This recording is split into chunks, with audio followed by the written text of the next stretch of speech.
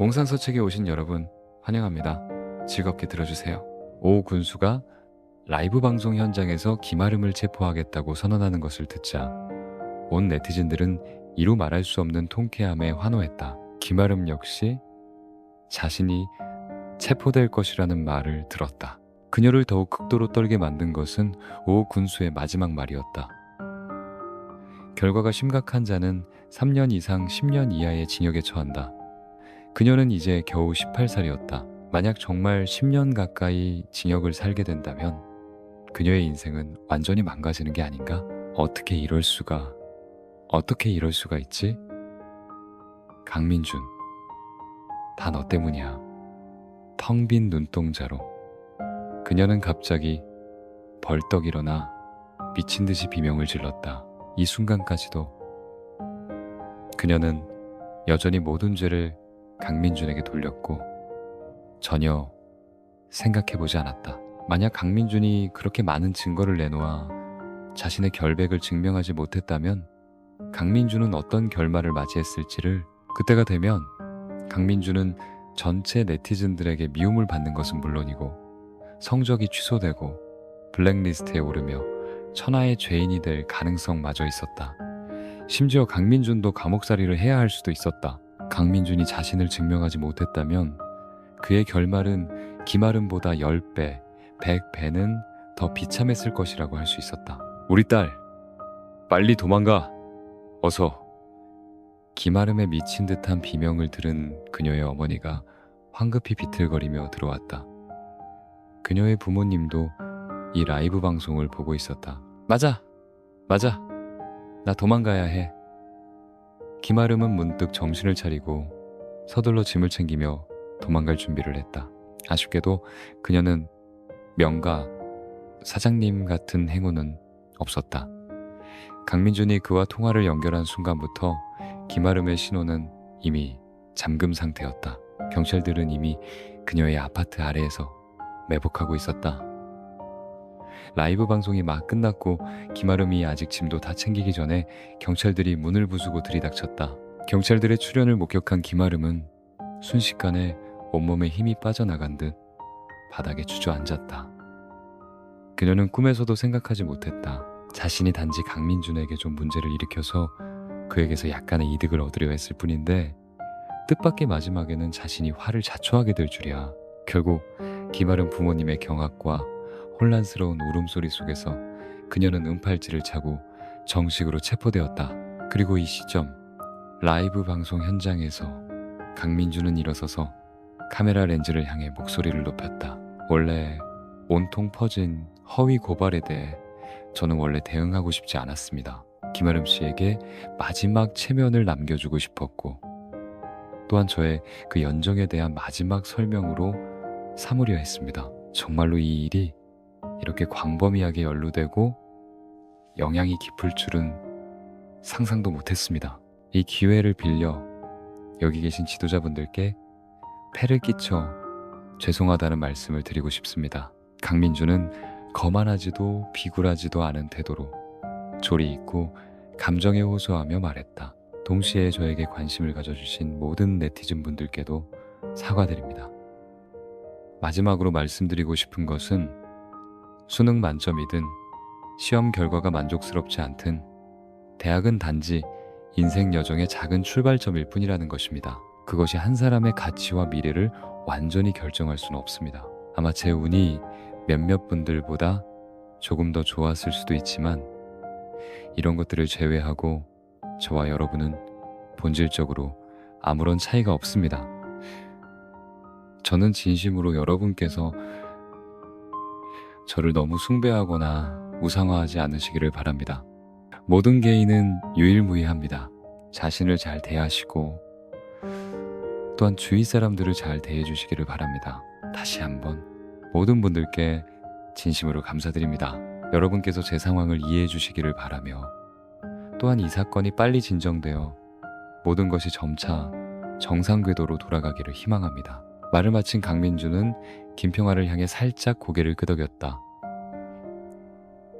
김평화는 마지막으로 간결한 총결을 하고 나서 정식으로 라이브 방송 종료를 선언했다. 원래 이 라이브 방송은 인터뷰 형식으로 예정되어 있었다.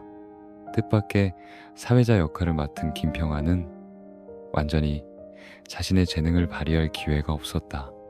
시작과 끝에 발언한 것을 제외하고 전체 시간은 모두 강민준의 동무대였다. 하지만 부인할 수 없는 것은 이 라이브 방송이 대성공을 거두었다는 점이다. 최종 온라인 시청자 수는 5천만 명을 돌파했다. 알아야 할 것은 2014년 비록 국내 네티즌 수가 6억 명에 달한다고 했지만 스마트폰은 여전히 빠른 보급 단계에 있었다는 점이다. 라이브 방송 하나가 5천만 명의 동시 온라인 시청자 수를 기록하다니 이것은 정말로 전 세계를 뒤흔들었다. 알아야 할 것은 심지어 2024년 도랑의 온라인 콘서트에서도 최고 동시 온라인 시청자 수는 겨우 5천만 명을 넘었을 뿐이었다.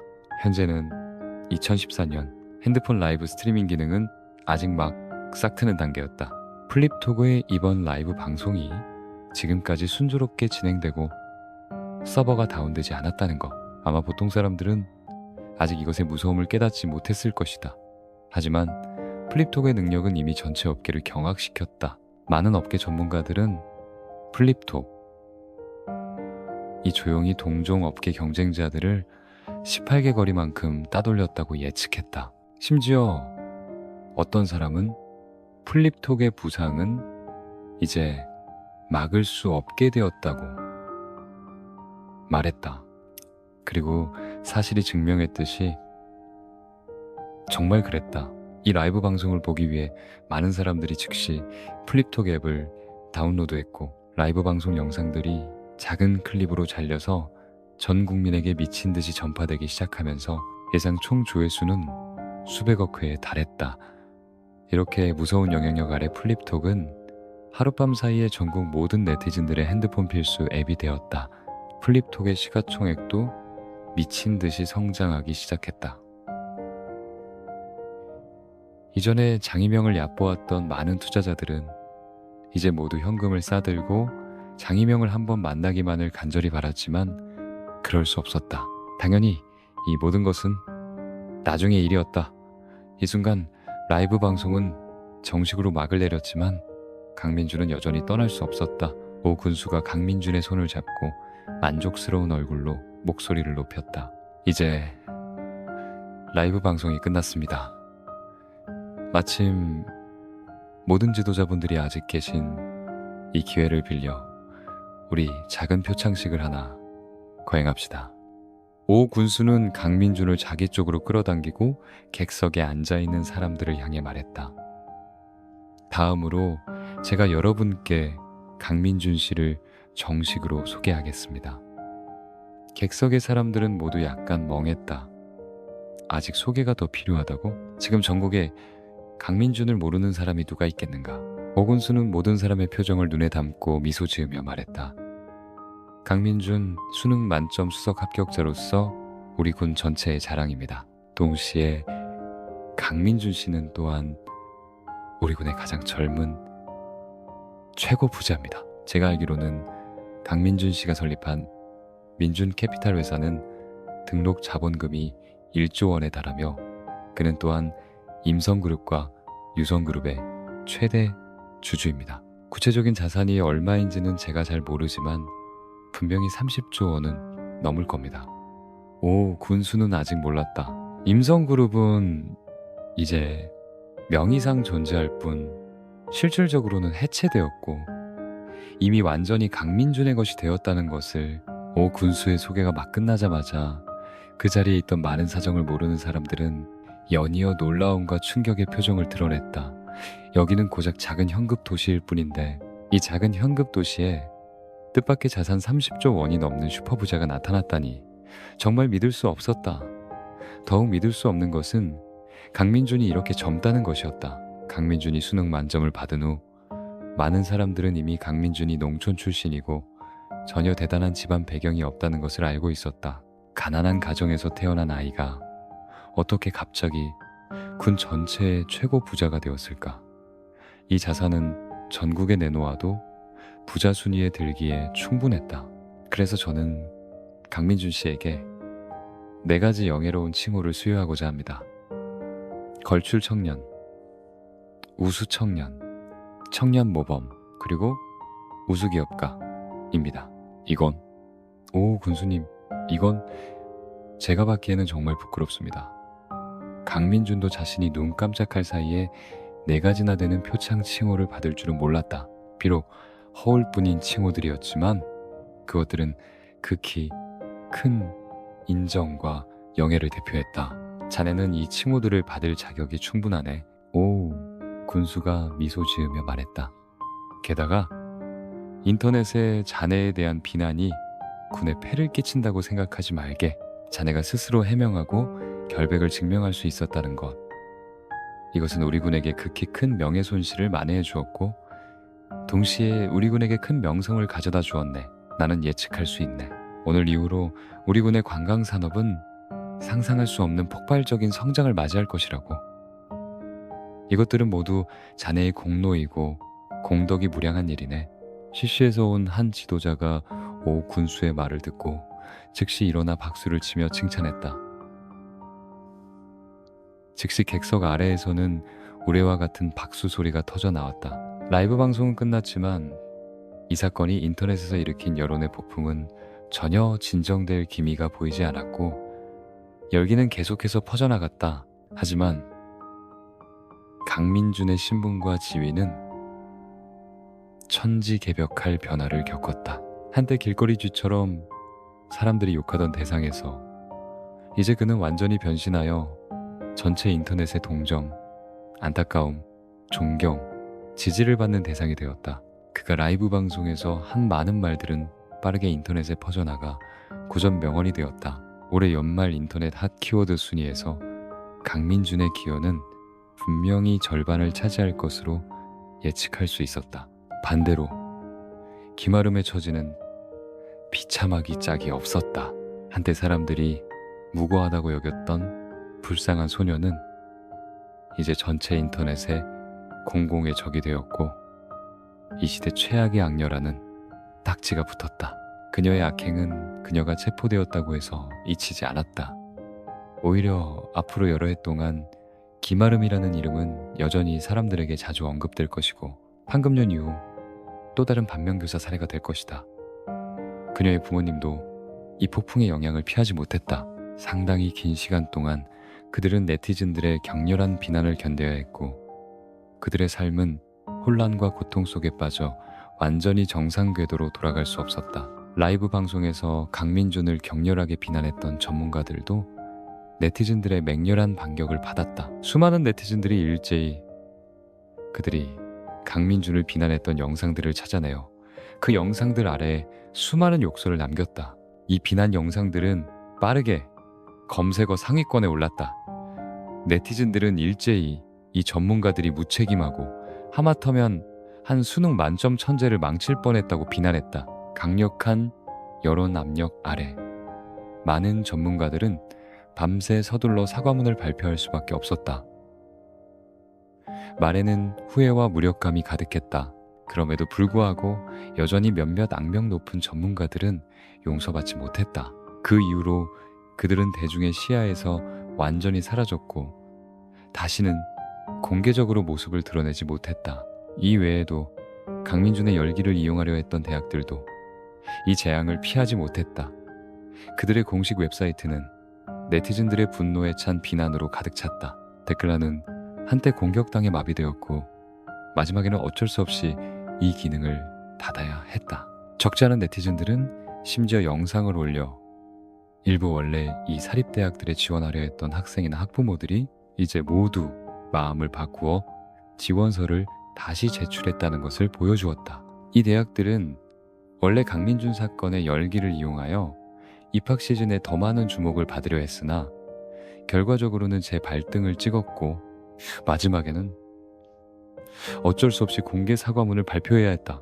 강민준에게는 비록 모든 일이 여전히 계속 진행 중이었지만 그의 마음은 점차 평온해졌다.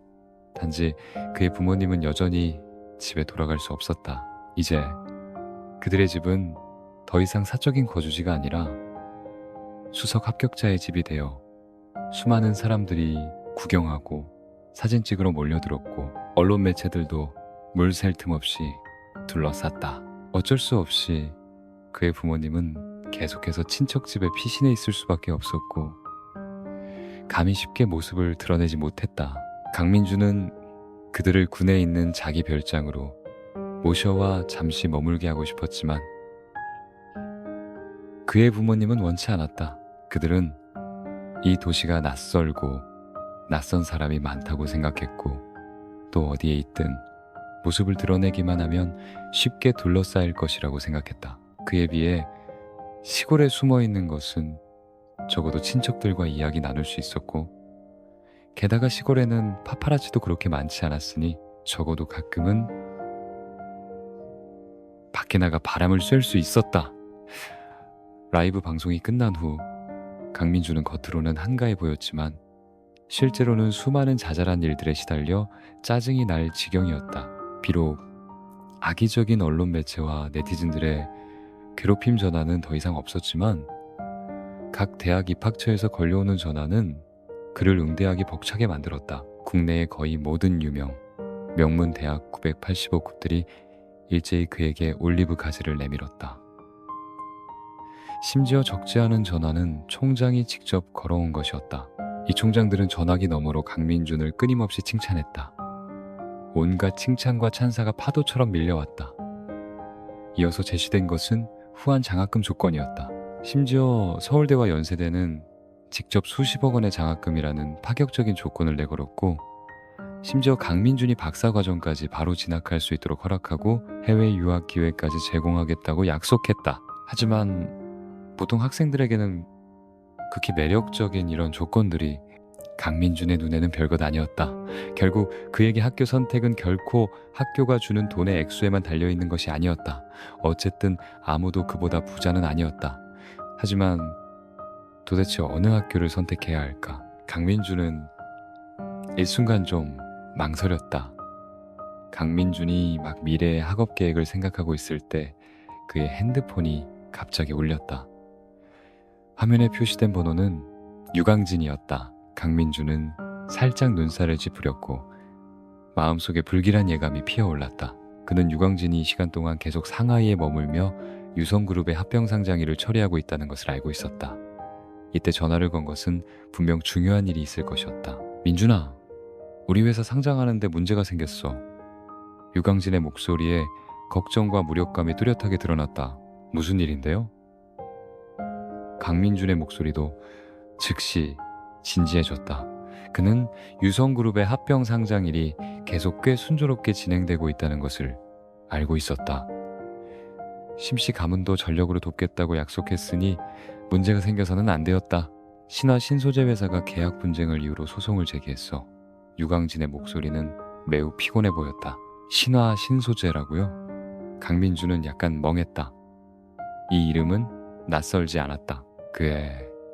그가 서울에서 손대상과 내기를 했고 이 신화신소재 회사에서 적지 않은 이득을 보았다. 신화신소재는 포르말데히드를 생산하는 회사였다. 주가를 끌어올리기 위해 그들은 위험을 무릅썼지만 결국 강민준이 전신으로 빠져나와 이 회사에서 120억 원 이상을 벌었다.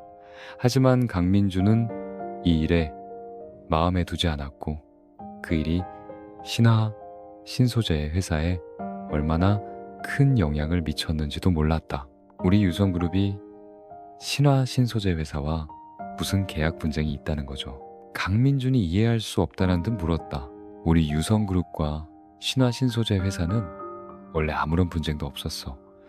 하지만 내가 알아본 바로는 임성그룹과 신화신소재 회사는 정말로 계약 분쟁이 있더군. 유광진이 설명했다. 알고 보니 신화신소재 회사는 단순히 포르말데히드를 생산하는 회사만이 아니었다. 그들은 또한 요소수지 유리에 허라말데히드 레신과 페놀수지 피놀릭그레신, 즉 접착제의 주요 성분을 생산했다. 합판 공장, 가구 공장 등은 모두 이 두 종류의 수지를 대량으로 사용하여 합판을 생산했다. 이 외에도 신화신소재 회사는 몇 년 전에 새로운 사업, 즉 실내 공기 검사 및 처리 서비스를 시작했다. 신화 신소재 회사의 제품을 구매한 모든 고객은 이 서비스를 구매할 수 있었다. 임성그룹은 부동산 개발업체로서 고급 인테리어 아파트에 대한 수요가 컸고, 당연히 합판 사용 및 실내 공기 검사 및 처리 수요와 관련이 있었다. 어쨌든 사람들의 건강의식이 점점 높아졌고, 많은 집주인들이 집을 살 때 실내 포르말데히드 검사 및 처리를 요구했다. 안전을 보장해야만 주문 구매했다. 현재 국내 대부분의 부동산 회사는 자금난을 겪고 있었고, 임성그룹도 예외는 아니었다. 신화 신소재 회사의 제품과 서비스를 구매할 때 임성그룹은 정말로 일정한 외상금이 있었다. 하지만 이런 외상금은 모두 정상적인 범위 내였다. 만약 임성그룹이 무너지지 않았다면 신화 신소재 회사도 외상금을 이유로 그들을 고소하지 않았을 것이다. 하지만 이제 임성그룹의 주인이 바뀌었고, 채권자로서 신화 신소재 회사는 소송을 제기할 권리가 있었다. 신화 신소재 회사와 연락해봤나요? 그들 태도는 어떻죠? 강민준이 다그쳐 물었다. 연락해봤지만 그들은 전혀 응답하지 않아. 사실 임성그룹과 신화 신소재 회사 사이의 외상금은 30억 원이 좀 넘어. 우리는 임성그룹을 대신하여 이 돈을 지불할 용의가 있지만 그들은 받기를 거부하고 기어이 소송을 하겠다고 해. 유광진이 무력하게 한숨을 한번 쉬었다. 나는 많은 인맥을 동원해서야 그들의 회장을 찾았지만 그 강 사장이라는 놈이 내가 그와 이야기할 자격이 없다고 하더군. 만약 이야기하고 싶으면 자네가 직접 그를 찾아가야 한다고. 강민준의 눈에 한 줄기 한광이 스쳐 지나갔다. 그는 이 신화 신소재 회사가 이렇게 거만할 줄은 몰랐다. 하지만 그는 조금의 두려움도 없었고 오히려 마음속의 투지를 불러일으켰다. 그는 차갑게 웃으며 한마디 했다. 좋아요. 그가 놀고 싶다면 그럼 제가 끝까지 그와 놀아주죠. 그의 전화번호를 저에게 주세요. 몇십억 외상금은 오늘날의 유성그룹에게는 구우일모 종유였다. 순조롭게 상장할 수만 있다면 설사 몇 배의 돈을 내더라도 유광진은 쉽게 강민준에게 전화해서 폐를 끼치지 않았을 것이다. 하지만 이제 강 사장이 직접 지목하여 반드시 강민준 자신이 직접 그를 찾아가서 이야기해야 한다고 했다. 이것은 분명히 강민준을 겨냥한 것이었다. 어쩔 수 없이 유광진은 강민준에게 도움을 청할 수밖에 없었다. 강민준은 유광진의 전화를 끊고 즉시 강 사장에게 전화를 걸었다. 전화벨이 한참 울린 후에야 한 중년 남성의 목소리가 들려왔고 어조에는 오만함이 가득했다. 누구신가요? 저는 강민준입니다. 강민준의 목소리에는 파동이 없었고 평온함 속에 침착함이 숨겨져 있었다. 강민준이라고? 네가 나한테 전화해서 뭐 하려고? 강 사장의 목소리에는 조롱과 경멸이 가득했다. 만약 강 사장님께서 제가 왜 전화했는지 모르신다면 그럼 죄송하지만 폐를 끼쳤습니다. 강민준은 조금의 망설임도 없이 단호하게 전화를 끊었다. 이때 만약 강민준이 강 사장 곁에 있었다면 그의 얼굴이 마치 팔이라도 삼킨 듯 보기 흉하게 변하는 것을 볼 수 있었을 것이다. 원래 오만함 가득했던 강 사장은 즉시 분노에 얼굴이 파랗게 질렸고 이마에 푸른 힘줄이 솟아났다. 마치 물이라도 나올 것 같았다. 망할 놈. 그가 어디서 그런 배짱이 났지. 지금은 그가 나한테 빌어야 할 판인데 이게 비는 사람의 태도인가. 강 사장이 분노에 차 으르렁거렸다. 그는 아무렇지 않게 책상 위에 물컵을 집어 땅바닥에 세게 던졌다. 쨍그랑 소리와 함께 유리 조각이 사방으로 튀었다. 곧이어 그는 다시 책상 위에 서류, 필통 등 물건들을 집어 벽에 마구 던졌다. 책상 위에 거의 던질 것이 없어질 때까지 그는 겨우 감정을 좀 진정시켰다. 강 사장은 원래 모든 것을 세심하게 계획했고 이번에는 반드시 강민준을 심하게 모욕하여 마음속에 분을 풀려고 생각했다. 하지만 만 번을 생각해도 분이 풀리기는커녕 오히려 자신이 강민준에게 한바탕 화를 돋우게 될 줄은 몰랐다. 안 좋습니다. 강 사장님, 우리 회사 주식에 또 변동이 생겼습니다. 누군가 시장을 조작하려는 것 같습니다. 강 사장이 막 불같이 화를 내고 있을 때 사무실 문이 3개 열리더니 한 부하가 당황하며 뛰어들어왔고 얼굴에는 경악이 가득했다. 뭐라고? 누구야? 강 사장이 갑자기 놀랐다. 지난번 강민준에게 한 방 먹고 회사는 이미 원기가 크게 손상되었다. 그는 사방팔방으로 빌고 다녔지만 여전히 어떤 투자도 끌어들이지 못했다. 회사의 자금줄은 이미 위태로운 상황에 처했다. 며칠 전에 마침내 진씨 가문의 사람이라고 자칭하는 사람이 2천억 원을 투자하겠다고 하여 그에게 한 줄기 희망을 보게 만들었다. 비록 이 돈을 얻기 위해 그가 치른 대가가 작지 않았고 또 상대방이 이해할 수 없는 요구, 즉 유성그룹의 상장을 저지하는 것을 받아들여야 했지만 강 사장은 조사를 통해 유성그룹의 주주 명단에 강민준이라는 이름이 있다는 것을 알았다.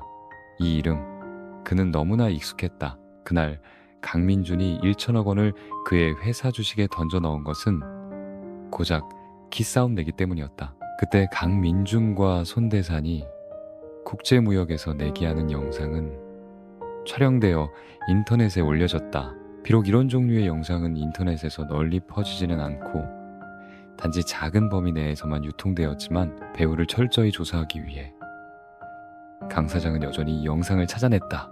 비록 강 사장은 강민준이 어떻게 상하이 진씨 가문을 화나게 했는지 몰랐지만 저게 적은 친구였다. 진씨 가문이 강민준을 상대하고 싶어 했고 그도 강민준을 상대하고 싶어 했으니 두 사람은 즉시 의기투합했다. 현재 신화 주식은 겨우 숨을 돌렸는데 어떻게 어떤 고통이라도 견딜 수 있겠는가?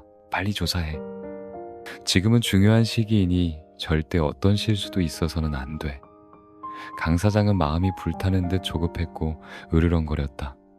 불길한 예감이 마음속에 피어올랐다. 강 사장님, 조사할 필요 없습니다. 강민준입니다. 그가 이미 10%의 지분을 확보했습니다.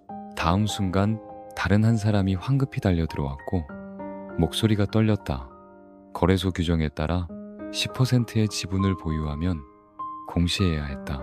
그리고 강민준은 근본적으로 숨길 생각이 없었다. 그는 마치 천군만마를 이끄는 장군처럼 금빛 칼날과 철마 같은 맹렬한 기세로 신화회사의 주가표를 향해 똑바로 돌격했다. 뭐라고? 또 그놈이라고? 도대체 뭘 하려는 거야? 강 사장은 눈이 휘둥그레졌고 얼굴에는 믿을 수 없다는 표정이 가득했다. 그는 강민준이 신비한 개인 투자자라는 것을 이미 알고 있었다. 금융계에서 여러 해 구른 사람으로서 그는 당연히 김민석 채널에 낯설지 않았다. 그는 강민준의 신분을 두려워하지 않았지만 강민준 손에 있는 끊임없는 자금원을 두려워했다. 주식시장에서 돈이 있으면 왕이었다. 신화회사의 규모는 원래 크지 않았는데 어떻게 강민준의 이런 맹렬한 공격을 견딜 수 있겠는가? 막아!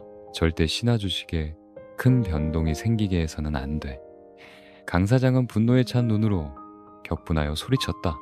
회사가 작을수록 주가의 등락을 더욱 두려워했다. 때로는 오르지 않는 것보다 폭등했다가 폭락하는 것을 더 원치 않았다. 그 후 강 사장은 서둘러 핸드폰을 꺼내 강민준에게 전화를 걸었지만 몇 번을 연속으로 걸어도 강민준은 받지 않았다. 망할 놈. 강 사장은 분해서 펄쩍 뛰었고 목이 쥐도록 미친 듯이 욕하며 끊임없이 강민준에게 전화를 걸었다. 강 사장님, 우리 주가가 상한가를 쳤습니다. 잠시 후 방금 나갔던 부하가 다시 달려들어와 보고했고 목소리에는 절망이 가득했다. 그들은 근본적으로 주가를 지킬 수 없었다. 강민준은 직접 5천억 원을 던져 넣었고 그들이 누르고 싶어도 누를 수 없었다. 주가는 즉시 상한가를 쳤다. 상한가. 원래 이것은 하늘이 내린 좋은 일이었다. 하지만 강 사장은 마음속으로 잘 알고 있었다. 강민준이 시장을 조작하려 한다는 것을, 이 뒤에는 분명 신화회사를 겨냥한 음모가 숨겨져 있을 것이다. 혹은 강민준이 일부러 주가를 높이 끌어올린 후 팔아치워 이익을 챙기거나 혹은 시장을 깨뜨리거나 그때가 되면 모두가 함께 망할 것이다. 오랫동안 힘들게 계획했는데 강 사장의 심장은 피를 흘리는 것 같았다. 그는 스스로 강민준이라는 재앙의 별을 건드린 것을 후회하기 시작했다. 강 사장은 애써 분노를 억누르며 다시 한번 강민준의 핸드폰 번호를 눌렀다. 이번에 강민준은 마침내 전화를 받았다. 누구세요? 강민준의 목소리에는 약간의 장난기가 섞여 있었고 어조는 아까 강 사장의 오만함과 똑같았다. 강민준, 너 모르는 척하지 마. 나는 강춘이야. 강 사장이 이를 갈며 분노에 차 말했다. 강춘이라고? 하, 네가 나한테 전화해서 뭐 하려고?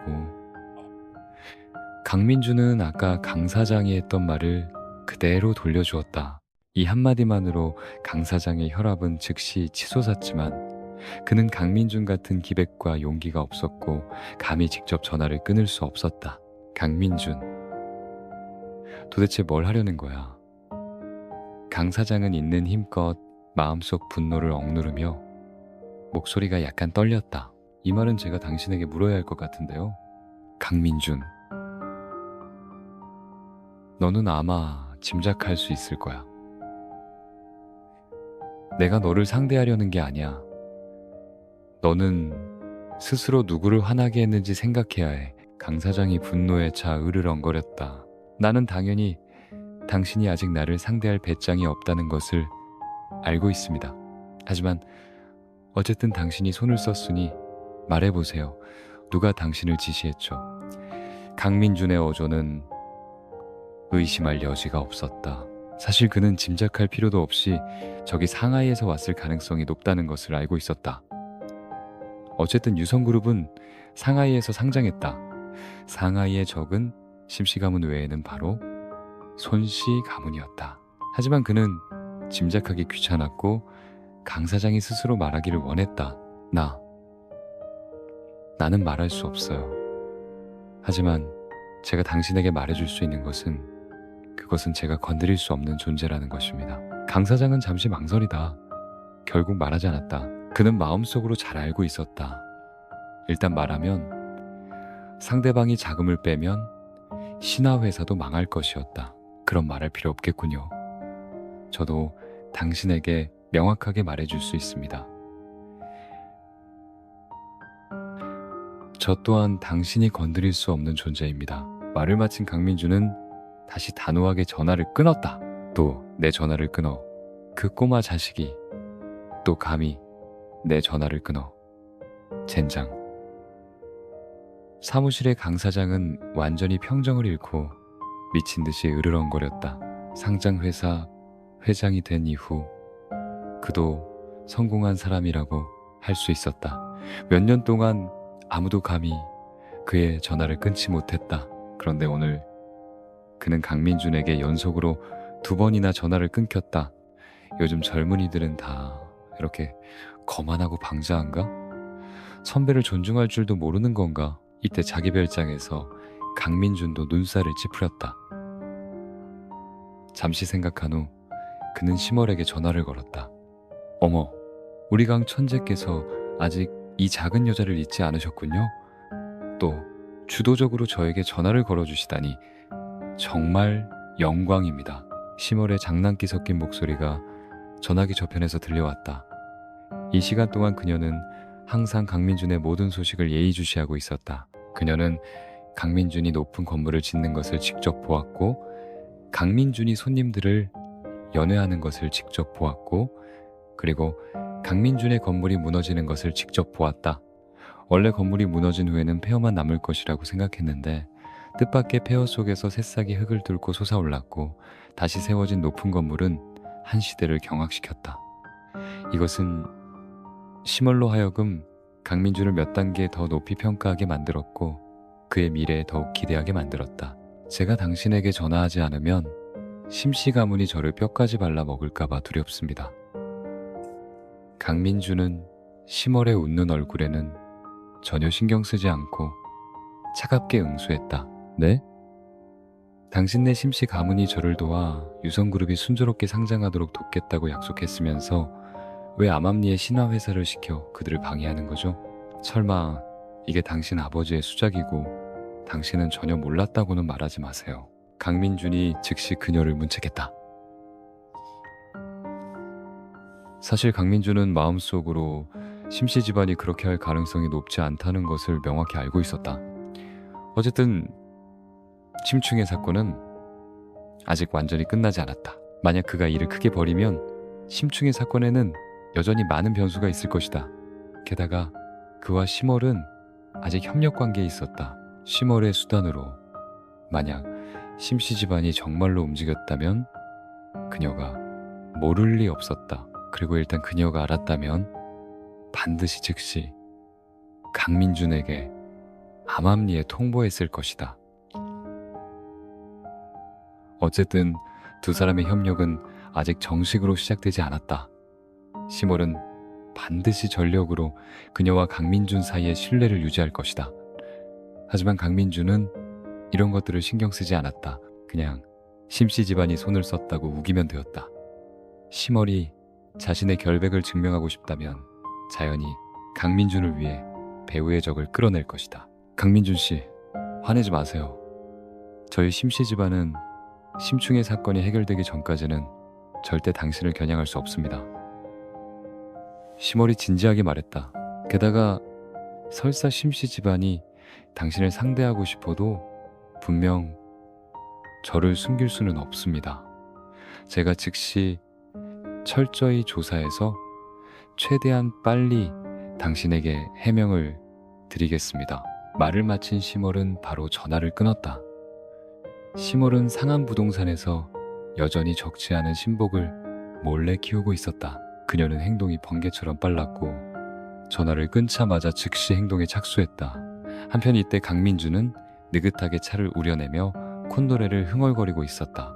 이전에 심월과 몇 번 맞붙었을 때 심월은 항상 계획이 치밀하고 가슴 속에 승산이 있는 듯 보였다.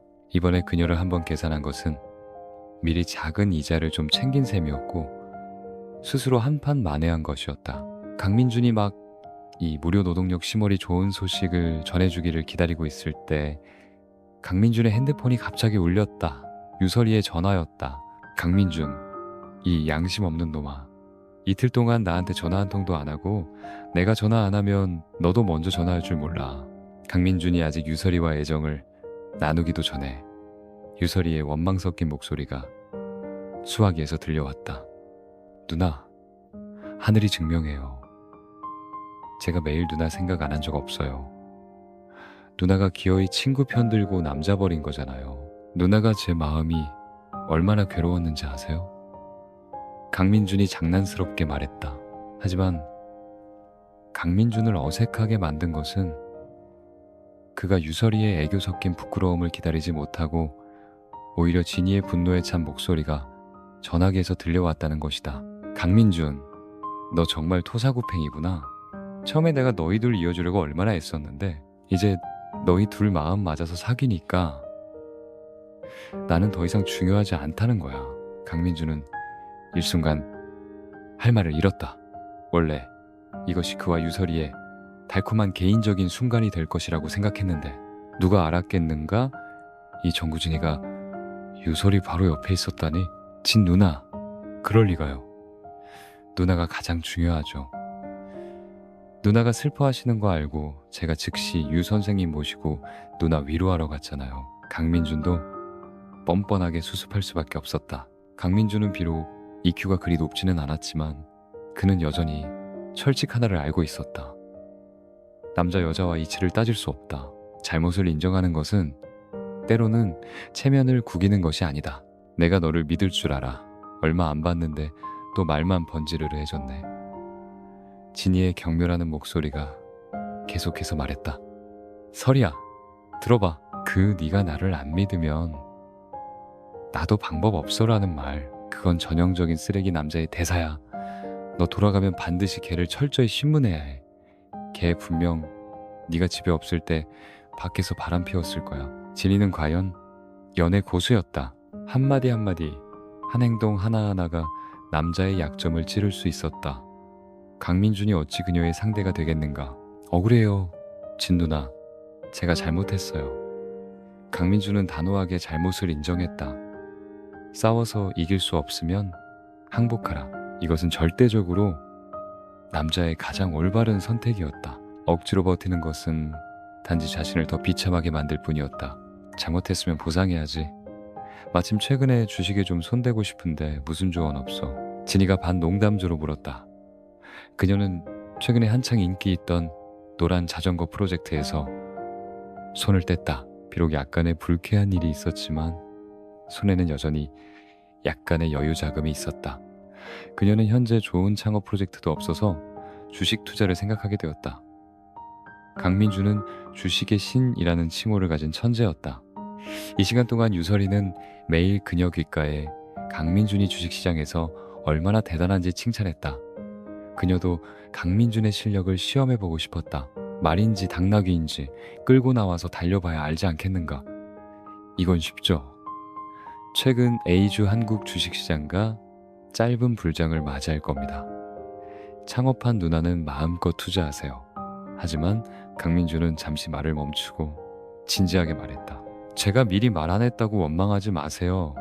시장 진입은 신중해야 하고 절대 탐욕 부리면 안 됩니다.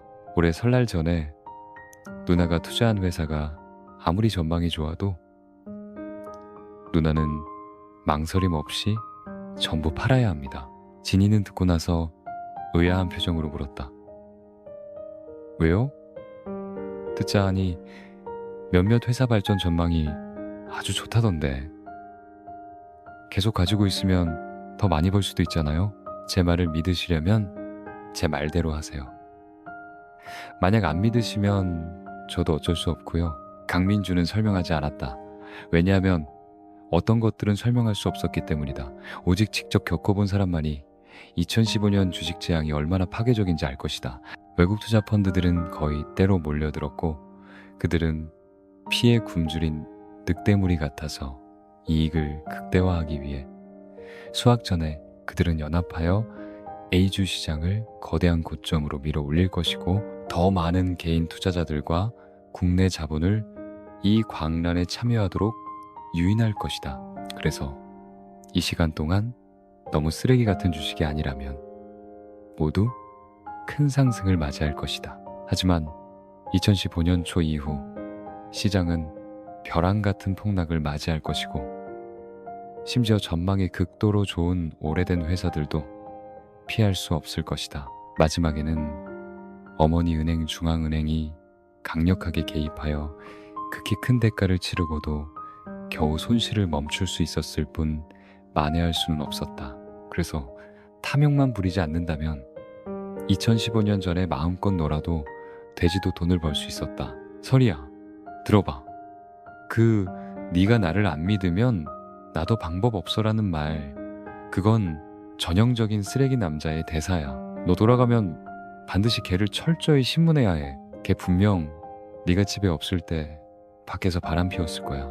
강민준은 2015년 주식 재앙에 대한 일을 전부 말하고 싶지 않은 것이 아니었다. 단지 현재 주식시장 상황이 한창 좋았기 때문이다. 이때 재앙을 예측하는 것은 정말 너무 믿기 어려웠다. 이 재앙은 아무런 예고 없이 닥쳐왔다. 배후에는 수많은 외국 금융그룹들의 연합된 계획이 있었다. 만약 그렇게 쉽게 간파될 수 있었다면 그 외국 금융그룹들도 너무 약한 것이었다.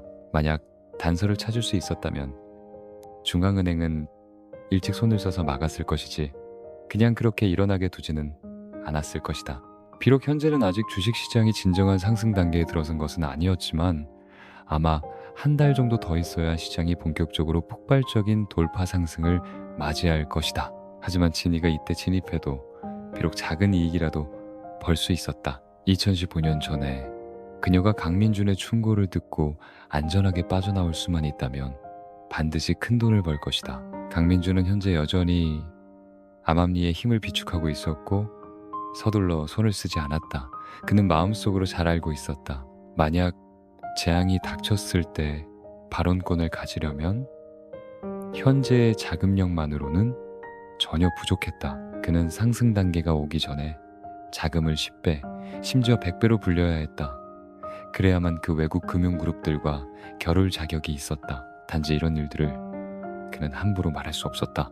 진이의 비난에 강민준도 계속해서 용서를 빌 수밖에 없었다. 진이는 과연 연애 고수였고 장난치는 것에 대해 강민준은 전혀 그녀의 상대가 아니었다. 그럼에도 불구하고 장난은 장난이고 진이는 여전히 분수를 잘 알았다. 그녀는 강민준과 유설이가 막 시작하는 연인이고 또 오랜만에 만났다는 것을 알고 있었기에 한바탕 웃고 떠든 후 그녀는 핑계를 대고 떠나 두 사람의 개인적인 시간을 남겨주었다. 하지만 강민준과 유설이가 애정을 나누는 반시간 남짓 동안 심월의 전화는 최소 5번 이상 걸려왔다. 겨우 통화를 끝내고 강민준이 막 다시 걸려 할 때 심월의 전화가 또 울렸다. 네, 그 교사 여자친구랑 잡담하고 있었지? 보니 너도 별로 급하지 않은 것 같네. 아직 연애할 기분도 있고 말이야. 심월이 살짝 원망하며 말했고 말투에는 불만이 가득했다. 어째서 그녀가 딱 맞췄는지 모르겠다. 그 말투는 마치 토라진 여자친구 같아서 사람을 달래주고 싶게 만들었다. 사실 너무 똑똑한 여자는 남자들이 별로 좋아하지 않아. 강민준이 아무렇지 않게 응수했다. 그는 정말 심월의 애교에 넘어가지 않았다. 그가 강철 같은 직진남이어서가 아니라 정말로 그는 심월에 대해 약간의 경계심과 방어심을 항상 유지했다. 그의 생각에 심월 같은 여자는 적으로 삼기에 적합하지 않았고 친구로 삼기에도 별로 적합하지 않았으며 애인으로 삼아서는 더욱 안 되었다. 내 말대로라면 그럼 너 혼자만 똑똑해서 양모여로 나를 계산하는 건 허락되고 나는 간파해서는 안 되고 그냥 멍청하게 두려워해야 한다는 거야. 심월이 되물었다. 그녀는 강민준이 예상했던 것보다 훨씬 더 똑똑했다. 처음에 강민준의 질책을 마주했을 때 그녀는 정말 약간 조급했다. 만약 정말 심씨 집안이 강민준을 상대하여 그로하여금 자신과 심씨 집안이 결탁했다고 오해하게 만든다면 그것은 그녀와 강민준의 협력에 치명적일 것이었다. 강민준은 그녀의 가장 좋은 그리고 유일한 파트너였다. 만약 강민준이 그녀를 믿지 못하고 그녀와 전심으로 협력할 수 없다면 그녀는 두 번째 사람을 찾을 수 없을 것이었다. 하지만 사람을 보내 조사하는 동안 그녀는 조심스럽게 다시 생각해 보았다. 심씨 집안은 근본적으로 강민준을 상대할 수 없었다. 적어도 심충의 사건에 더 이상 문제가 생기지 않도록 하기 위해 겉으로는 심씨 집안은 절대 손을 쓰지 않을 것이다. 강민준의 그 명석함으로 강민준은 분명히 심씨 집안이 손을 쓰지 않을 것이라는 것을 알면서도 기어이 심씨 집안이 한 짓이라고 우겼으니 그것은 그가 고의로 그랬다고밖에 말할 수 없었다. 강민준은 그녀의 손을 빌려 배우의 숨겨진 사람을 끌어내려는 것이었다. 얄밉게도 그녀가 간파했음에도 불구하고 그녀는 주도적으로 도와줄 수밖에 없었다. 우선 그녀는 자신과 강민준의 협력에 어떤 균열도 생기게 둘 수 없었다. 설사 자신의 결백을 증명하기 위해서라도 그녀는 배우의 사람을 강민준을 위해 끌어내야 했다. 그래서 이것이 바로 강민준의 진짜 양모였고 그녀는 여전히 협조할 수밖에 없었다. 이번에 심월은 강민준이 심월에 대해 서로 경외심을 갖게 되었다. 이 꼬마 자식 심계가 깊고 생각이 치밀하구나. 과연 나 못지않고 심지어 내가 상상했던 것보다 더 상대하기 어렵다. 그녀는 정말 이해할 수 없었다. 강민준은 대가족 배경도 없고 이제 겨우 18살인데 도대체 어떻게 이렇게 심오하고 예측 불가능할 수 있을까? 설마 전설 속의 천재가 정말 있는 건가? 네가 그렇게 말하면 내가 할 말이 없네. 내가 언제 너를 계산했지? 설마 네 심씨 집안이 나를 계산하고 이혼 가치가 없어지면 토사구팽하려는 건 아니고. 강민준이 차갑게 웃으며 되물었다. 당연히 절대 인정할 수 없었다. 비록 시멀이 거의 명확하게 말했지만 그는 여전히 굳게 인정하지 않았다. 어쨌든 증거가 없었다. 하지만 시멀이 간파할 수 있었다는 것은 비록 약간 예상 밖이었지만 또한 합리적인 일이었다. 이 여자는 과연 평범하지 않았다. 네가 이해하지 못한다면 그럼 내가 네가 이해할 수 있는 말을 바로 하지. 시멀도 강민준과 더 이상 돌려 말하고 싶지 않았다. 심씨 집안은 너를 상대하지 않았어. 적어도 겉으로는 손을 쓰지 않았어. 진려가 그녀의 친정인 진씨 가문을 통해 암암리의 신화신소재 회사를 찾아간 거야. 내 아버지 심한도 이 일을 전혀 모르셔. 내 어머니 진려는 원래 도량이 넓은 여자가 아니야. 일단 그녀의 아들 심춘과 관련된 일이라면 그녀는 예로부터 원하는 반드시 갚았어. 하지만 심충의 사건은 아직 재판 과정에 있어. 그녀는 감히 너에게 직접 손을 댈 수 없었기에 유성그룹의 상장을 저지하려 한 거야. 적어도 심충의 사건이 끝날 때까지 시간을 끌려는 거지. 그녀는 분명 너와 유성그룹에게 손을 댈 거야. 시멀의 말에 강민주는 약간 놀랐다. 원래 그는 배우의 주모자가 심씨 집안 아니면 손씨 집안일 것이라고 추측했다. 어쨌든 손씨 집안은 상하이에서도 1,000억 원급 호문이었고 그와 유성그룹의 관계를 조사해내는 것은 어렵지 않았다. 하지만 강민주는 만 번을 생각해도 그것이 진려일 줄은 몰랐다. 진씨 가문의 손을 빌렸다고? 진씨 가문이라고? 그럼 내가 개를 때려서 주인을 보게 해주지. 강민준의 눈에 갑자기 한 줄기 차가운 빛이 번뜩였다. 진씨 가문이 주도적으로 수를 썼으니 그가 받지 않을 수 없었다. 신화 신소재 회사의 강추는 진씨 가문의 사냥개였다. 그는 이 물에 빠진 개를 때려서 너덜너덜하게 만들었을 때 그 주인이 감히 나설지 안 나설지 보고 싶었다. 강민주는 현재 아직 진씨 가문에게 직접 손을 댈 수는 없었지만 그는 이를 대리전쟁처럼 만들 수 있었다. 이 신화 신소재 회사라는 전쟁터에서 진씨 가문이 감히 직접 나선다면 그는 진씨 가문을 한 입 크게 물어뜯는 것을 꺼리지 않을 것이었다. 돈이 있다. 이것이 바로 강민준의 자신감이었다. 강민준 씨, 사실 저는 당신이 진씨 가문과 정면으로 맞서는 것을 권하지 않습니다. 너무 쉽게 양측 모두 손해를 입을 수 있습니다. 시멀은 잠시 생각하다 말했다. 사실 가장 이성적이고 가장 힘 안 드는 방법은 심충의 사건에 계속 얽매이는 것입니다. 진씨, 가문이 쥐를 때리려 해도 독이 깨질까 두려워할 것이라고 생각합니다. 시멀은 자신의 속셈이 있었다. 그녀는 심충이 10년, 8년 징역을 살기를 바랐다.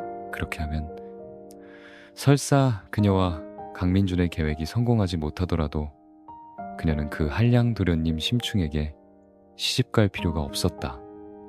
하지만 부인할 수 없는 것은 이것이 과연 가장 힘 안 드는 방법이라는 점이다.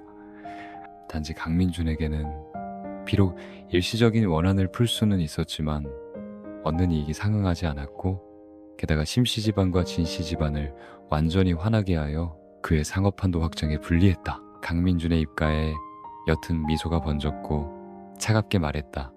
시멀씨, 저 강민준은 일하는데 제 원칙이 있습니다. 누구에게 가르침받을 필요 없습니다. 이왕 진씨 가문이 감히 저를 건드렸으니 저는 자연히 그들이 저를 건드린 결과가 어떨지 알게 해줄 방법이 있습니다. 말을 마친 강민준은 바로 전화를 끊었다. 이것은 강민준이 시멀에게 보내는 경고로 여겨졌다. 그녀의 그 작은 속셈들이 강민준을 숨길 수 있다고 생각하지 마라. 단지 심충의 사건에 얽매이는 것, 그것은 강민준의 스타일이 아니었다. 오직 어린애들만이 승패를 다툴 뿐이다. 그가 더 중시하는 것은 이익이었다. 그는 도대체 진씨 가문이 감히 나서서 그와 한판 붙을지 안 붙을지 보고 싶었다. 전화를 끊은 후 강민준은 빠르게 컴퓨터를 켰고 손가락이 키보드 위를 빠르게 날아다녔다. 신화 신소재 주식 무너질 때가 되었군. 한 고위 관리자가 떨리는 목소리로 말했고 눈에는 무력감과 공포가 가득했다. 강춘은 이를 악물고 갑자기 책상을 세게 치며 으르렁거렸다. 뭐가 그렇게 당황스러워? 모두 진정해. 내가 지금 바로 진 도련님께 연락하겠다. 그의 으르렁거림은 부하들을 안심시키기 위한 것이라기보다는 차라리 자신을 진정시키기 위한 것이었다. 그는 마음속으로 잘 알고 있었다. 만약 진씨 가문이 나서지 않는다면 강민준의 미친 공매도에 직면하여 그들은 전혀 저항할 힘이 없었다. 하지만 진씨 가문이 정말 그 같은 방패막이를 위해 나설까? 이것은 진짜 돈으로 하는 생사결단이지. 장난이 아니었다. 친부자 사이라도 반드시 결과를 생각하지 않고 도와주지는 않을 것이다. 하물며 진씨 가문과 그는 단지 구두 합의 관계였고 아무런 보증도 없었다. 하지만 현재 강춘은 오직 진씨 가문에 기댈 수밖에 없었다. 전화가 연결되자마자 강춘의 목소리에는 감추기 어려운 애원이 드러났다. 진 도련님, 제발 저희 회사를 구해주십시오. 강민준이 미친듯이 공매도하고 있습니다. 저희는 정말 막아낼 수가 없습니다. 전화기 저편은 잠시 침묵했다가 그 후 뼛속까지 시린 차가운 목소리가 들려왔다. 강춘, 정말 쓸모없는 놈이군. 고작 이 정도 일도 제대로 못하다니. 하지만 안심해라. 진씨 가문이 그냥 보고만 있지는 않을 것이다. 우리 1조 원을 준비했으니 즉시 시장에 진입하여 강민준을 공격하겠다. 나는 젖비린내. 나는 꼬마 자식이 감히 진씨 가문과 맞서는 것을 믿지 않는다. 전화기 저편에서 온 그 말을 듣고 강춘은 마침내 안도의 한숨을 내쉬었다. 그가 가장 두려워했던 것은 진씨 가문이 그를 버려진 말처럼 여기고 강민준의 강력한 공세 앞에서 방관하는 것이었다. 어쨌든 신화신소재 회사 자신의 힘만으로는 강민준의 맹렬한 공격을 전혀 막아낼 수 없었다. 동시에 강민준은 시장의 모든 미세한 변화를 예의주시하고 있었다. 작은 신화 신소재 회사 하나로는 그의 복수심을 만족시킬 수 없었다. 갑자기 거대한 자금 흐름이 시장에 나타났고 미친 듯이 신화 신소재 회사의 주식을 매수하기 시작했다. 강민준의 입가에 옅은 미소가 번졌고 알아차리기 어려운 차가운 미소를 드러냈다. 작게 중얼거렸다. 마침내 미끼를 물었군. 이 강력한 자금의 개입 아래 신화 신소재 회사의 주가는 일시적으로 하락세를 멈췄고 심지어는 반등하기 시작했다. 생각할 필요도 없이 강춘은 아직 이런 능력이 없었고 오직 진씨 가문만이 이렇게 거대한 자금을 투입할 수 있었다. 주가를 끌어올리고 싶다고? 그럼 내가 네 뜻대로 해주지. 하지만 모든 사람들이 예상하지 못한 것은 원래 미친듯이 공매도하여 하마터면 신화 주식을 하한가까지 밀어붙였던 강민준이 새로운 자금이 들어와 미친듯이 주가를 끌어올리기 시작하자 그가 오히려 반대로 행동하여 높은 가격에 매수하여 주가를 끌어올리는 것을 선택했다는 것이다. 신화 주식의 기반은 고작 작은 연못이었다. 이 좁은 공간 속에서 어떻게 두 마리의 거대한 용의 줄다리기를 견딜 수 있겠는가? 원래 폭락하던 주가는 양측 자금의 공동작용 아래 빠르게 다시 상한가를 쳤다. 단 1시간 남짓한 짧은 시간 동안 신화 신소재 회사의 주가는 2번이나 상한가를 쳤다. 이 비정상적인 변동은 모든 사람들에게 이것이 두 주식신의 격렬한 대결이라는 것을 이해하게 만들었다. 흔히 신선들이 싸우면 작은 귀신들이 재앙을 만난다고 했다. 이전에 미처 빠져나가지 못한 개인 투자자들은 차례로 극도의 공황 상태에 빠졌다. 그들은 겁먹은 새처럼 미친 듯이 손에 든 주식을 최고가에 팔아치웠다. 이 거대한 신화 주식 전쟁터에서 모든 주식 투자자들은 패잔병처럼 각자 이 위험한 곳에서 빨리 벗어나고 싶어 했다. 마치 고대 전쟁터에서 양군이 대치하고 병사들이 두려움에 미친 듯이 도망치고 전쟁터에는 두 장군만이 서로 노려보고 있는 것과 같았다. 이 혼란스러운 상황을 안정시키려면 장군들은 투자를 늘려 미친 듯이 이 도망병들을 흡수해야 했다. 누가 더 많은 병사들을 흡수할 수 있는지, 그가 전쟁터의 지배권과 발언권을 쥐게 될 것이다. 이제 싸움은 어느 쪽의 자본력이 더 막강한가에 달렸군. 너희 진씨 가문이 과연 얼마나 배짱이 있는지, 개 한 마리 구하자고 얼마의 돈을 쏟아부을 수 있는지 한번 보자. 강민주는 망설임 없이 눈에 단호한 빛을 번뜩이며 과감하게 자본 투입을 늘렸다.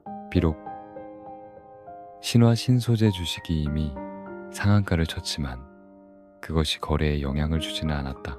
강민주는 직접 20억 위안 약 3,600억 원을 쏟아부었다. 시장에 얼마나 많은 주식이 매물로 나오든 그는 조금의 망설임도 없이 삼켜버렸다. 강민주는 어떤 대가를 치르더라도 신화 신소재 주식의 지배권을 빼앗겠다는 자세였다. 비록 신화 신소재 회사의 기본 바탕이 이전의 임성그룹보다 훨씬 컸지만 기껏해야 2천억 원 정도였다. 진씨 가문이 준비한 1조 원 약 1,800억의 자본금은 이 치열한 금융 전쟁 속에서 금세 바닥을 드러냈다. 상하이의 한 호화로운 별장에서 한 청년이 얼굴이 어두워 물이라도 나올 것 같았다. 그는 바로 진씨 가문의 2세대 선두주자 중 한 명인 진진동이었다.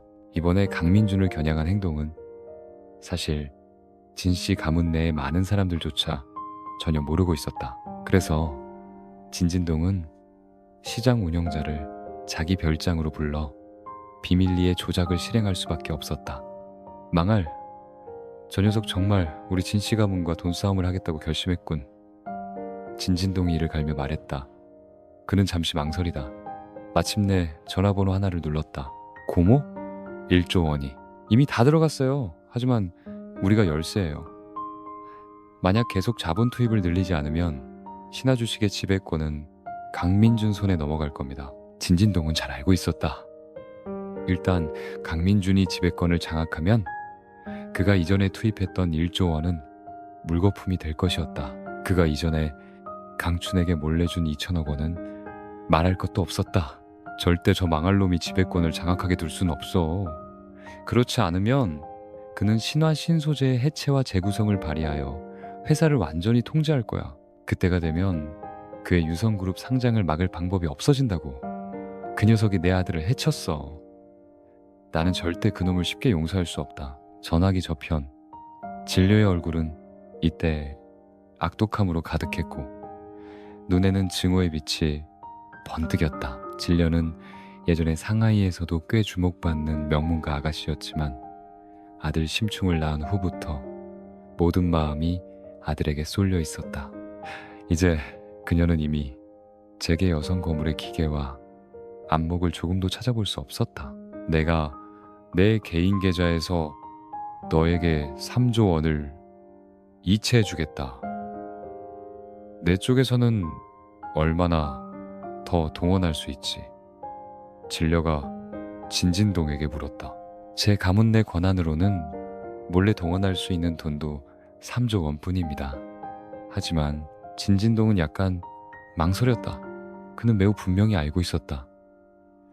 일단 실패하면 이 3조 원은 물거품이 될 것이고 가문 내 그의 지위는 분명히 폭락할 것이었다. 그때가 되면 후계자 자리를 다투는 것은 물론이고 현재의 지위를 유지하는 것조차 미지수였다. 안심해라. 나는 그 꼬마 자식이 감히 그렇게 큰 배짱을 부릴 거라고는 믿지 않는다. 현재 주가가 이미 상한가를 쳤고 게다가 장 마감 시간도 다 되었어. 우리는 그냥 내일 시장이 열리기를 기다렸다가 번개처럼 6조 원의 자금을 쏟아부어 그놈이 반응하기도 전에 전력으로 신화의 지배권을 장악하는 거야. 그때가 되면 직접 합병을 발동하면 돼. 신화는 비록 우량 기업은 아니지만 어쨌든 2천억 원의 가치는 있어. 그때가 되면 우리가 반값인 1,000억 원에 팔아도 여전히 400억 원은 벌 수 있고 손실을 메우고도 남아 아무도 모르게 처리할 수 있을 거야. 진려가 자신 있게 말했다. 하지만 진진동은 여전히 약간 망설였다. 진동아, 고모 말을 믿어야지. 네, 형 진진남은 내 아버지의 사랑을 듬뿍 받고 있어. 네가 진씨 가문을 계승하고 싶다면 고모가 너를 도와야만 네게 기회가 있어. 진료의 어조에는 의심할 여지 없는 뜻이 담겨 있었다. 알겠습니다. 고모 믿겠습니다.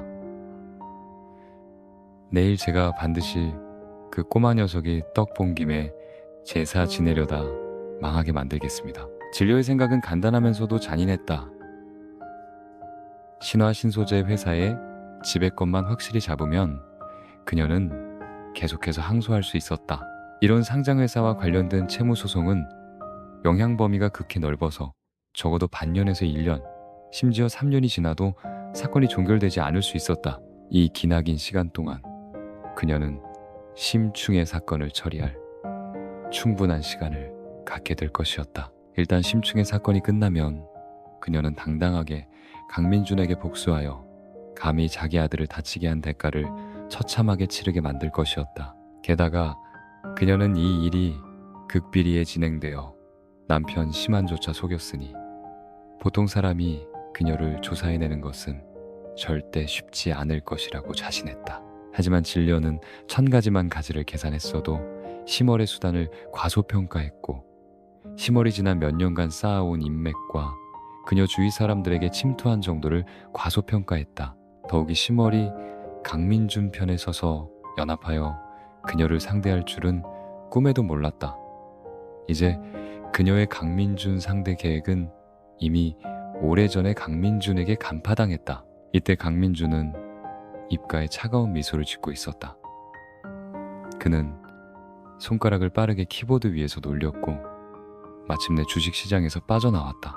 현재 이미 장이 마감되었고 내일이야말로 진정한 전투, 승패를 가르고 생사를 결정짓는 날이었다. 컴퓨터를 간단히 정리한 후 강민준은 기지개를 켜고 밖에 나가 뭐 좀 먹을 준비를 했다. 비록 강민준은 이제 부정적인 뉴스의 구속에서 벗어났지만 그는 여전히 인터넷 전체에서 가장 주목받는 인물이었기에 불필요한 주의를 피하기 위해 강민준은 이제 외출할 때마다 톱스타처럼 마스크, 선글라스, 모자 3종 세트를 필수품으로 챙겼다. 강민준이 막 밖으로 나가려 할 때 전화벨이 갑자기 울렸고 화면에는 장기철이라는 이름이 떴다. 강형제, 이 형님이 식사 한 끼 대접하고 싶은데 혹시 이 형님 체면 좀 세워줄 수 있겠나. 장기철의 목소리는 열정으로 가득했고 전화기 너머로도 그의 기쁨을 느낄 수 있었다. 장형님, 목소리만 들어도 분명히 큰 경사가 있으신가 보네요. 강민준이 미소 지으며 응수했다. 그는 장기철에게 항상 고마운 마음을 가지고 있었다. 장기철은 처세술을 아는 사람이었고 어디서나 그를 생각해 주었다. 비록 강민준은 장기철도 그에게서 이익을 얻고 싶어 한다는 것을 알고 있었지만 그것은 인지상정이었다. 이 세상에 이유 없는 사랑이나 증오는 없었다. 각자 필요한 것을 얻으면 그것으로 충분했다. 정말 강형제 덕분일세. 이 형님이 곧 승진하게 되었네. 장기철이 웃으며 말했다. 형님이 더 이상 돌려 말하지 않겠네. 오늘 자네에게 식사 대접하려는 것은 단지 승진 축하 때문만이 아니라 한 가지 부탁할 일이 있어서일세. 부탁받은 일이기도 하고 어떤 분이 자네를 만나고 싶어 하네. 곧이어 장기철은 강민준에게 일의 전말을 자세히 이야기했다. 알고 보니 장기철의 승진은 원래 이미 확정된 일이었지만 정상적인 절차대로라면 그는 올해 연말이 되어서야 인수인계를 완료할 수 있었다. 현금은행 지점장으로서 통상적으로 그는 시급은행으로 정근 가게 될 것이었고 기껏해야 부지점장부터 시작할 수 있었다. 그가 인맥이 좀 있어서 바로 성급은행에 들어간다고 해도 그저 평사원일 뿐이었다. 그런데 이번에 그는 상하이로 특별 발령 통보를 받았다. 알아야 할 것은 상하이는 중앙 직할시였고 명의상은 시급은행이었지만 권한은 일반 성급은행보다 훨씬 컸다. 게다가 그는 가자마자 바로 부지점장 직무를 맡을 수 있었다. 더 중요한 것은 상하이 은행 지점장이 곧 은퇴할 예정이라 이변이 없는 한 그는 반년에서 1년만 기다리면 상하이 은행 지점장이 될 수 있었다. 장기철의 경력에 있어서 이것은 실로 하늘로 올라가는 것이나 다름없었다. 하지만 상부의 이 통보에는 전제 조건이 하나 있었다. 그것은 그가 강민준에게 한 사람을 소개해 주어야 하고 동시에 양측의 만남을 성사시켜야 한다는 것이었다. 만약 장기철이 목적 달성을 도울 수 있다면 그의 발령은 확정될 것이었다. 만약 그렇지 못하면 그는 여전히 상하이로 발령받겠지만 단지 평사원으로만 일할 수 있었고 게다가 정상적인 절차에 따라 연말에나 갈 수 있었다. 도대체 누구인데 그렇게 대단하죠? 장형님을 찾아와 저를 소개해달라고 하다니 강민준이 궁금해하며 물었다. 그와 장기철의 관계는 매우 가까웠다. 이것은 당연히 뜻 있는 사람들, 특히 은행 시스템 내 사람들에게 숨길 수 없었다. 어쨌든 그는 장기철의 은행에 엄청난 돈을 예금했다. 장기철의 상사는 분명히 그들의 관계가 평범하지 않다는 것을 알고 있었을 것이다. 하지만 그는 매우 궁금했다. 도대체 어떤 인물이기에 은행의 여러 층의 관계를 동원하여 그를 이렇게 정확하게 찾아낼 수 있었을까? 푸단대학 경제학부 학장이신 좌사란 교수님이시네. 그분께서는 자네가 푸단대학 경제학부에 등록하기를 바라시더군. 장기철이 설명했다. 알고 보니 강민준이 스스로 결백을 증명한 후 그는 다시 각 명문대학들의 쟁탈 대상이 되었다. 푸단대학은 여러 번 강민준에게 연락했지만 그의 전화는 항상 받지 않는 상태였다. 어쩔 수 없이 좌사란 교수는 상하이 은행을 통해 장기철을 찾아낼 수밖에 없었다. 좌사란 교수는 국내 경제학 분야에서 권위 있는 인물이었다. 상하이 은행에서는 명예직인 수석 고문직함을 가지고 있었다. 주 업무는 은행의 사업 발전, 상품 혁신, 시장 전략 등에 대해 거시 경제 분석, 산업 동향 평가, 그리고 전문적인 지원과 조언을 제공하는 것이었다. 강형재. 좌 교수님께서 가장 우수한 제자 중 한 명을 이곳에 보내 자네를 설득하게 하셨네.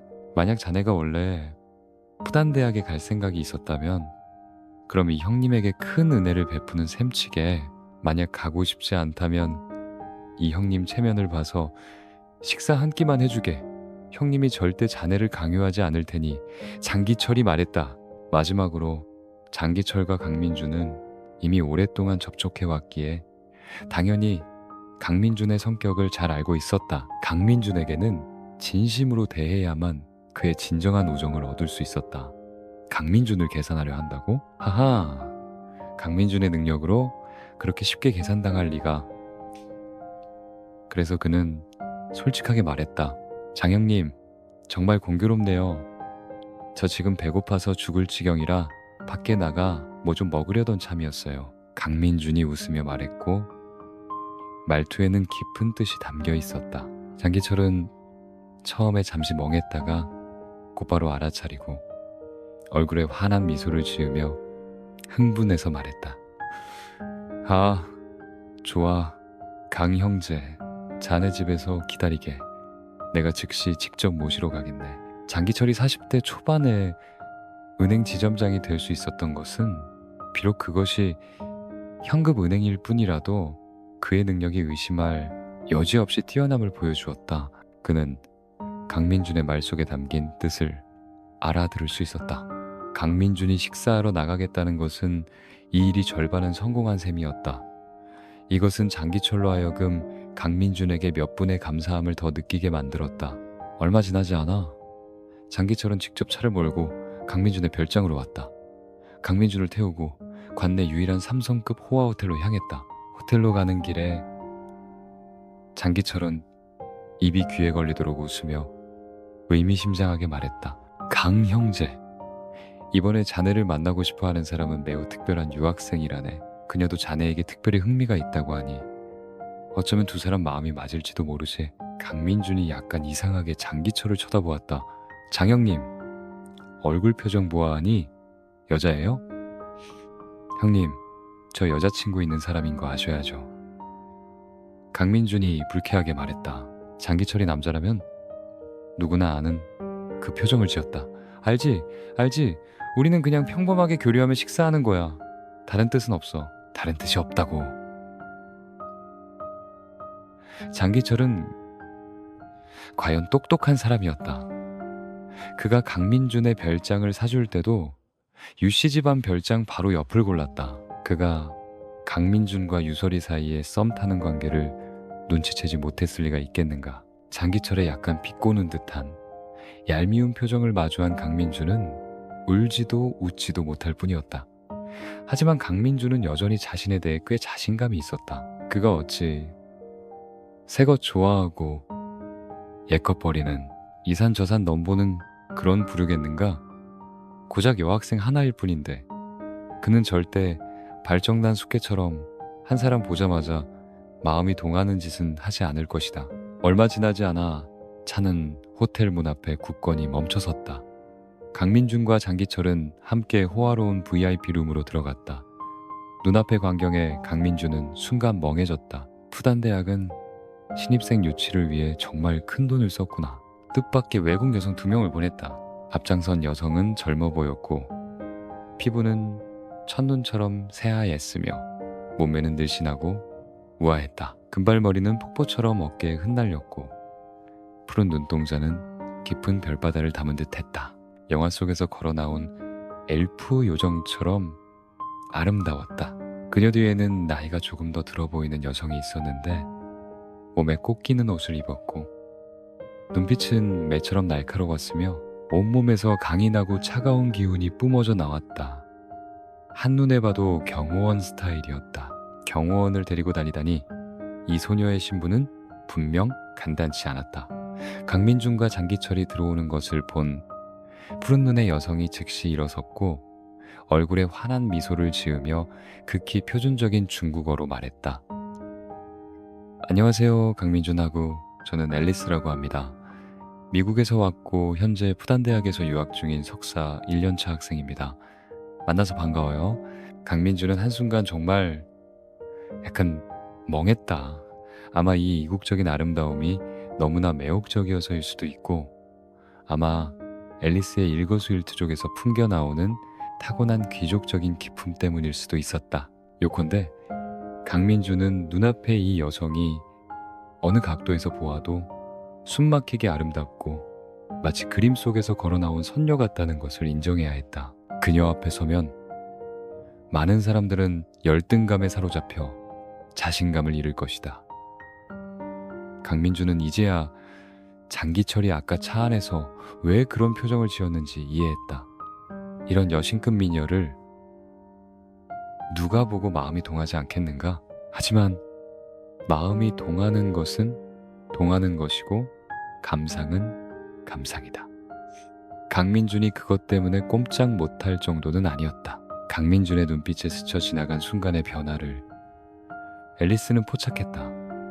어릴 때부터 어디를 가든 그녀는 항상 모든 시선의 중심이었다. 많은 동년배 남자들은 심지어 그녀의 눈을 똑바로 쳐다볼 용기도 없었다. 하지만 눈앞의 강민준은 눈빛이 단지 순간적으로 멍했다가 금세 평정을 되찾았다. 이것은 앨리스로 하여금 즉시 강민준에게 호감을 갖게 만들었다. 이 남자는 의지가 매우 굳건한 사람이구나. 안녕하세요, 앨리스 씨. 저도 만나서 반갑습니다. 강민준이 미소 지으며 앨리스가 주도적으로 내민 옵처럼 고운 손을 상징적으로 잡고 장난스럽게 말했다. 저는 심지어 푸단대학이 저를 초대하기 위해 미인계를 쓴 것은 아닌지 의심스러울 정도입니다. 강민준은 비록 농담이었지만 이것은 정말 그가 마음속으로 궁금해했던 것이었다. 정상적인 상황에서 이런 신입생 유치는 마땅히 입학 담당 교사가 맡아야지. 학생을 시켜 신입생을 유치하는 법이 어디 있겠는가. 게다가 이렇게 아름다운 외국 유학생을 보내다니 이 의도는 정말 너무 뻔했다. 강민준하고 정말 유머러스 하시군요. 앨리스의 눈에 칭찬의 빛이 스쳐 지나갔다. 강민준을 쳐다보며 말했다. 강민준은 그녀가 이전에 만났던 많은 사람들과는 확연히 달랐다. 많은 남자들은 그녀 앞에서 항상 최선을 다해 점잖은 군자 이미지를 유지하려 했었다. 하지만 강민준은 매우 편안하고 자연스러웠으며 전혀 가식적이지 않았다. 비록 그녀와 강민준은 이제 막 알게 되었지만 강민준의 장난스러운 말에 그녀는 불쾌하기는커녕 오히려 매우 즐거웠다.